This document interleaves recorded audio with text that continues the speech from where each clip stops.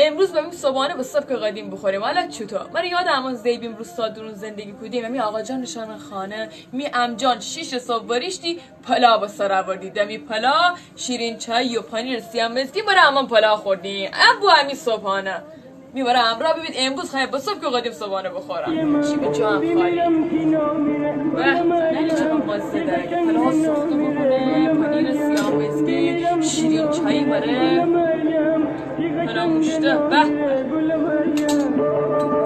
علی جان کیسی علی بیمی پلی اشتکنه بره هم بزنه.